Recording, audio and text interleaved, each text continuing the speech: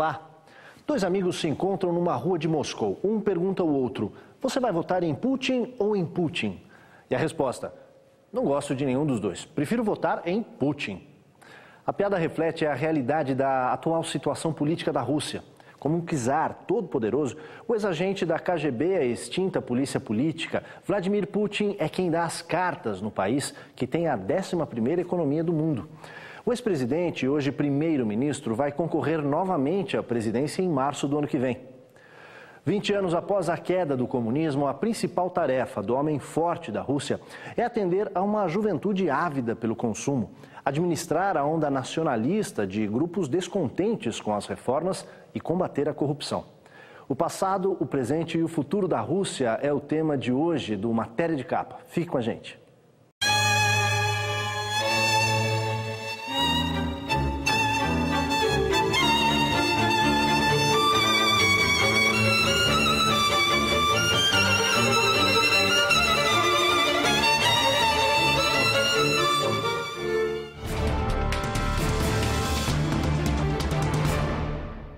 Pão para matar a fome e o fim da participação russa na Primeira Guerra Mundial. Esses eram os pedidos da população naquele ano de 1917. A polícia e os jovens oficiais do exército se aliaram aos famintos e passaram a pregar o fim da monarquia. Durante 3 séculos, a Rússia ficou sob o domínio da dinastia Romanov. O último czar, Nicolau II, levou o país à guerra contra o Japão de 1904 a 1905, que terminou com a vitória nipônica e graves consequências à economia russa. O povo empobrecia, mas o czar agia como se nada tivesse acontecido. A partir da Primeira Guerra Mundial, a situação social e econômica se complicou ainda mais, favorecendo a Revolução.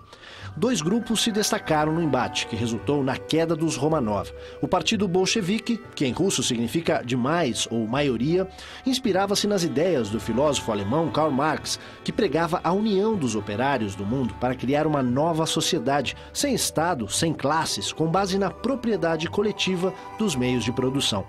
Os bolcheviques defendiam a saída da Rússia da guerra. A plataforma ficou conhecida pelo slogan Paz, Terra e Pão. Os principais nomes eram Vladimir Lenin e Leon Trotsky. Os mencheviques, de menos ou minoria em russo, também eram contrários à guerra, mas não admitiam a derrota da Rússia.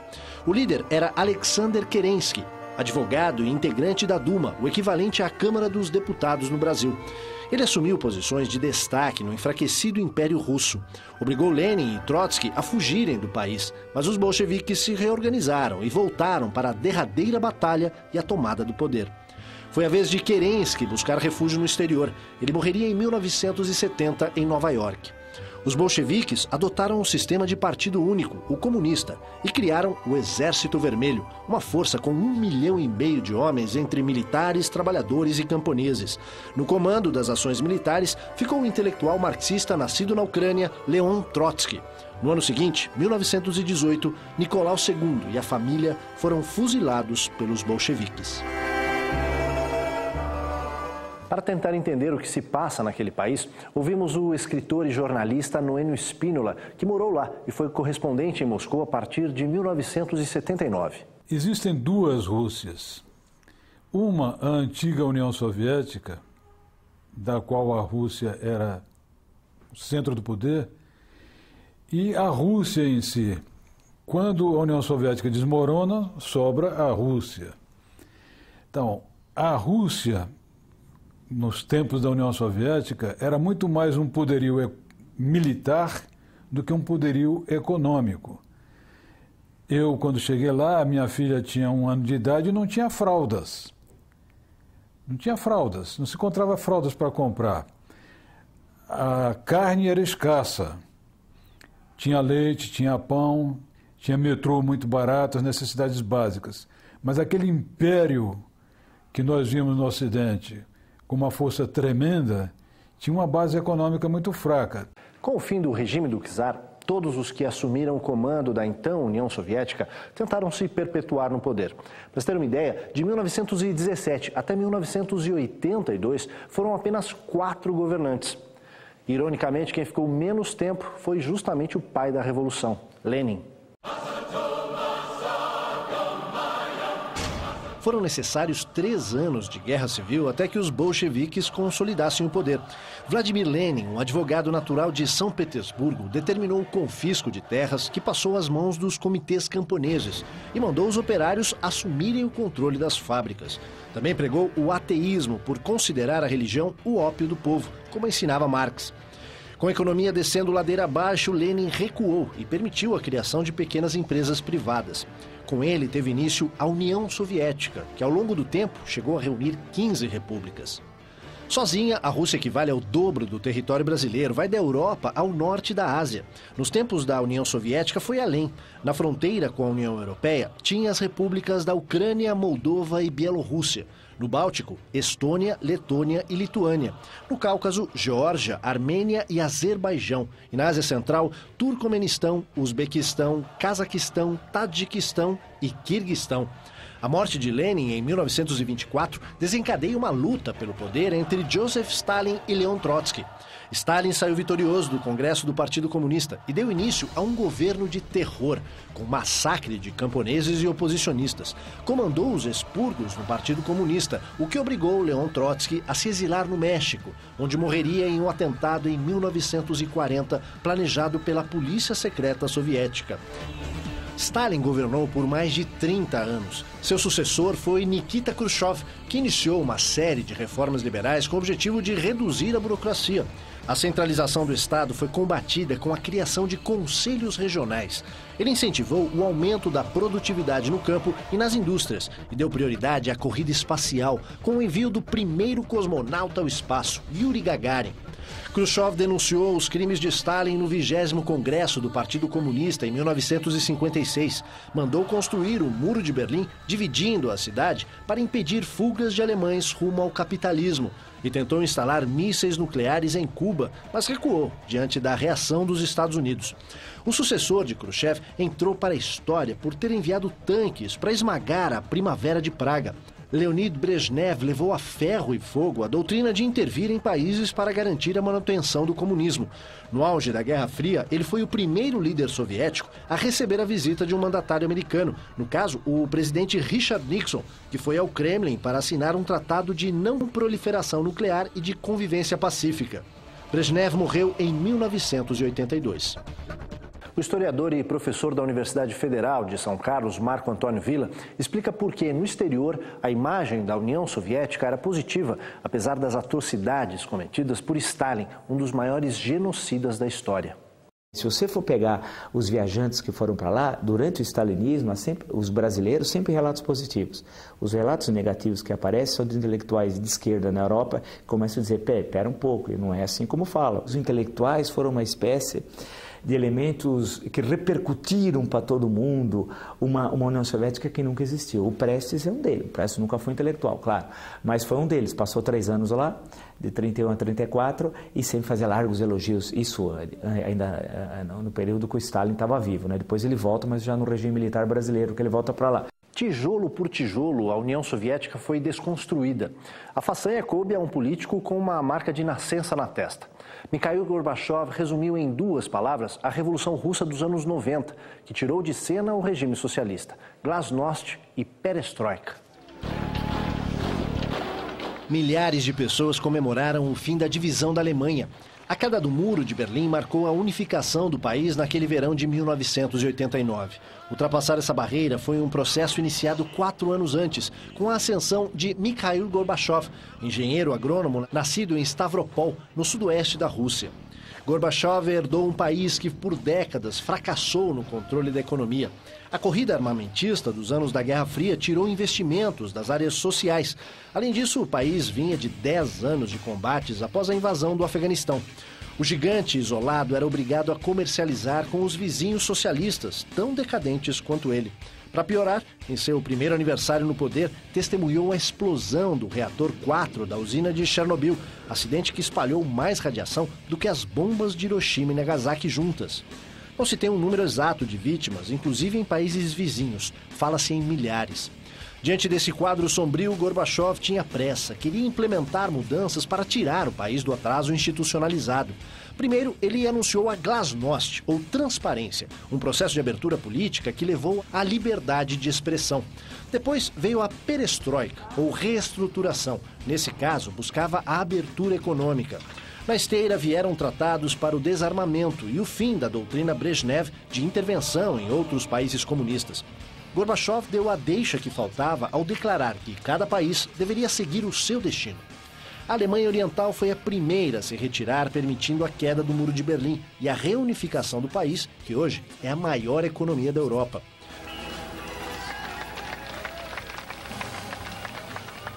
A União Soviética também acabou em 1991, com a independência das suas repúblicas. A consagração de Mikhail Gorbachev veio com o Prêmio Nobel da Paz. Foi recebido como um herói no mundo ocidental, mas ironicamente, em seu país, Gorbachev perdia popularidade por não conseguir levantar a economia. Muitos russos acham que Gorbachev foi um desastrado. Ele foi incapaz de fazer uma transição organizada da Rússia, como, entre aspas, os chineses conseguiram fazer sem que o país desmoronasse. Militares e oligarcas descontentes, saudosos do comunismo, tentaram um golpe e mantiveram Gorbachev e sua mulher Raissa presos durante 3 dias. O contragolpe foi liderado por Boris Yeltsin, um político popular, na época vice-ministro da Construção. Gorbachev voltou triunfante a Moscou, mas dava adeus ao poder. Com a queda de Gorbachev, Boris Yeltsin é eleito o primeiro presidente da República Russa. Ele ampliou acordos comerciais, principalmente com a China, ao mesmo tempo em que jogou a Rússia em uma nova guerra. E o reformista também mergulhou num dos símbolos tradicionais do país, a vodka.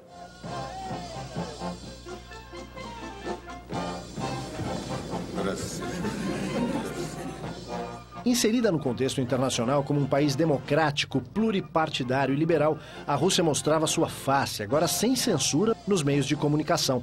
Boris Yeltsin era um prato cheio para cinegrafistas e fotógrafos que flagravam sempre o pior ângulo do pitoresco líder russo. Só não foi engraçado quando ele mandou invadir a Chechênia, região autônoma entre o Mar Negro e o Mar Cáspio. A intenção foi sufocar o movimento separatista comandado por grupos islâmicos. O conflito sangrento praticamente destruiu as principais cidades chechenas.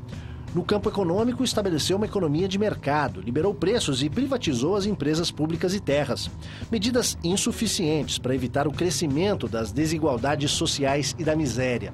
A ausência de controles institucionais acentuou a corrupção no país.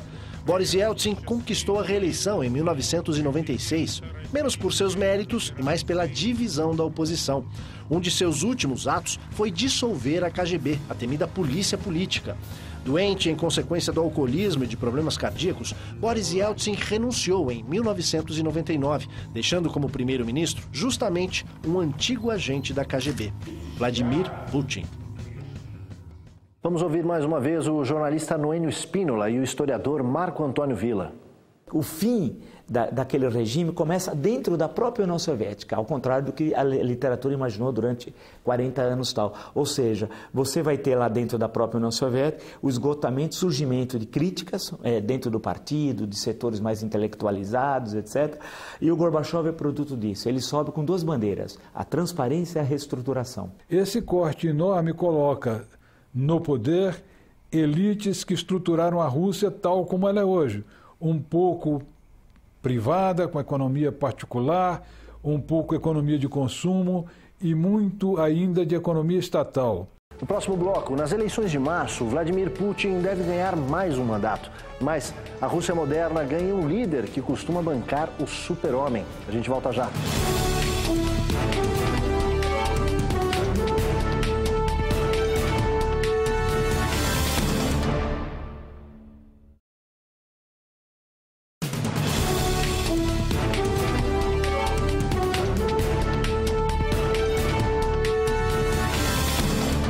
Eles costumam ser chamados nas ruas de Batman e Robin, uma dupla dinâmica. Vladimir Putin e Dmitry Medvedev são tão ligados que nas próximas eleições devem trocar de cargo, com o primeiro-ministro Putin tornando-se presidente e o presidente Medvedev assumindo o posto de premier. Com tamanha popularidade acima de 60%, Putin pode tudo, inclusive posar de super-homem.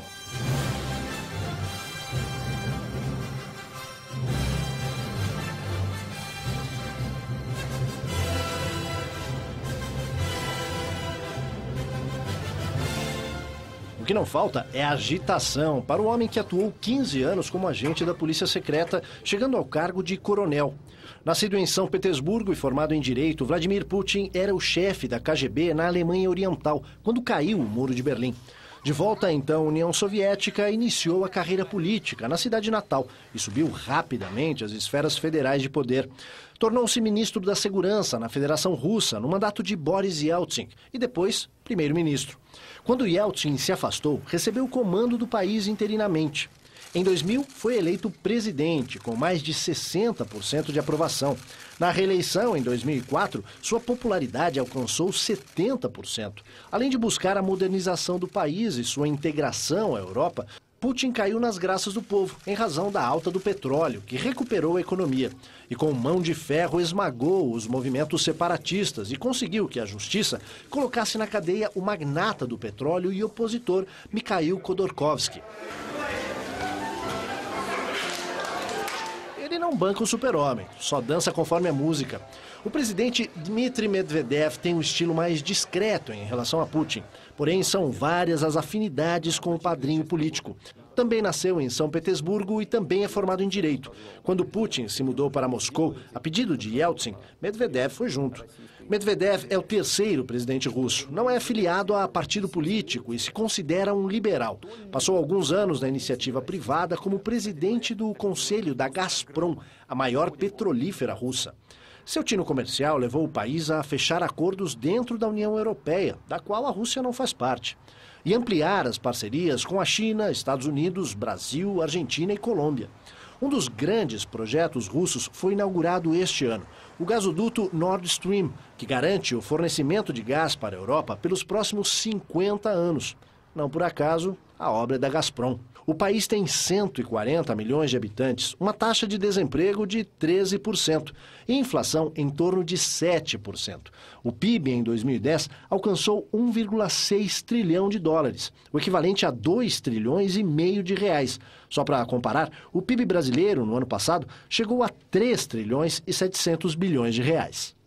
O jornalista e escritor Noênio Spínola considera que a política externa de Putin e Medvedev ainda é tímida e, por esse motivo, a Rússia perde espaço para outros emergentes. Os espaços econômicos que a Rússia poderia ter ocupado não estão sendo ocupados pela Rússia, estão sendo ocupados por indianos, por chineses.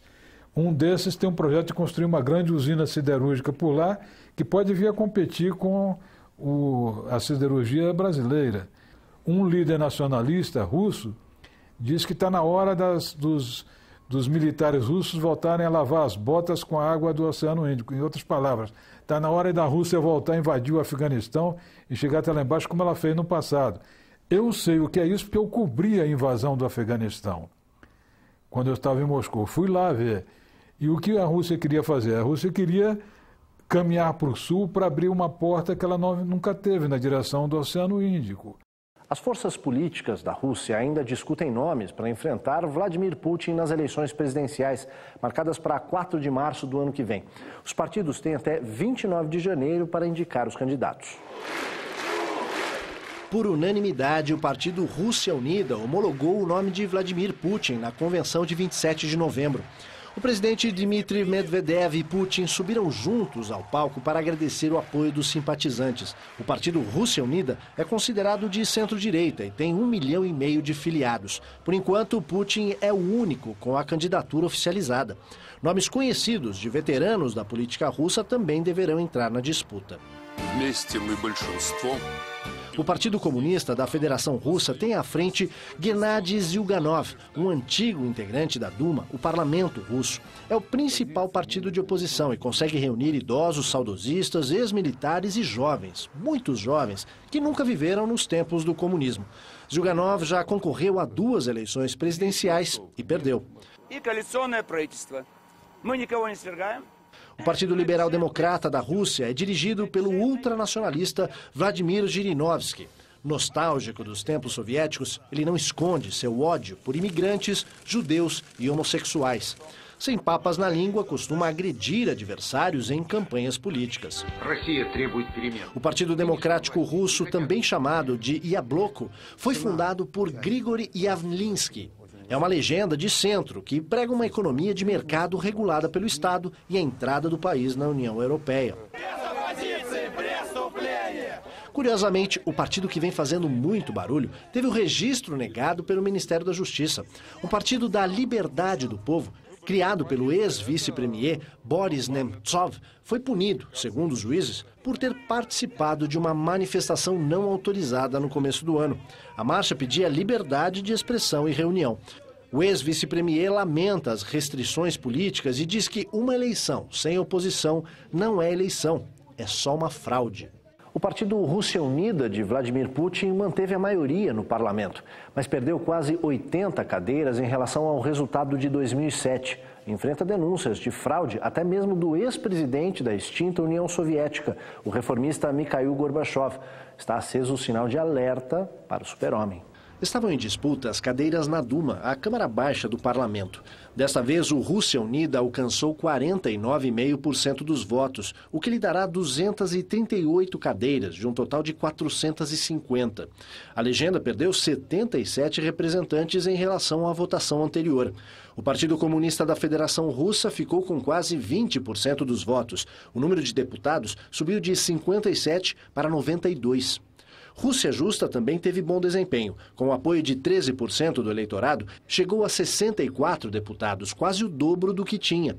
O Partido Liberal Democrata, com 12%, passou a ocupar 56 cadeiras. Analistas dizem que a retração econômica enfrentada desde o ano passado e o crescente número de casos de corrupção envolvendo nomes do governo explicam a queda do desempenho do partido do primeiro-ministro.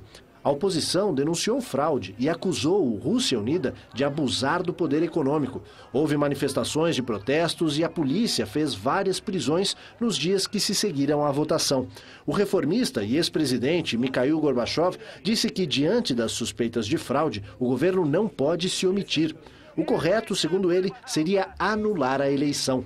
O Kremlin nega e diz que a campanha foi feita de forma legal e transparente e acusa os Estados Unidos e particularmente a secretária de Estado Hillary Clinton de instigar os protestos.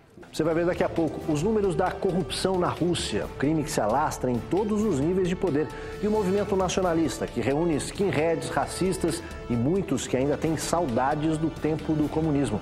Guarde só um instante.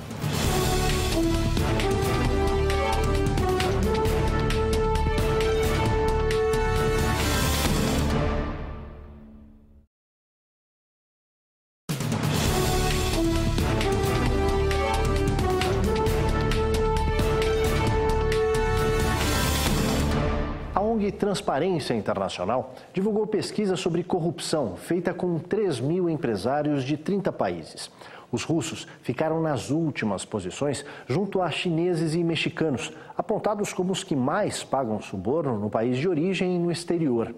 Nem mesmo o aclamado Teatro Bolshoi escapou da rede criminosa. Uma investigação da Procuradoria-Geral da Rússia levantou os rendimentos dos funcionários públicos provenientes de corrupção. Os empresários gastam 33 milhões de dólares por ano só com suborno a servidores do Estado.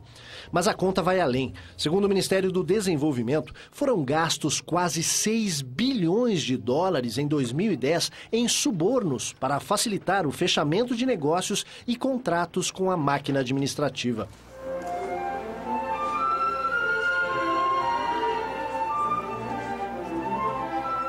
A corrupção não poupou nem mesmo o Teatro Bolshoi. O prédio histórico, construído há 185 anos, passou por mais uma restauração e foi reaberto agora, no final do ano. Custou 31 milhões de dólares, 6 vezes a mais que o valor inicial. A promotoria russa investiga o caso.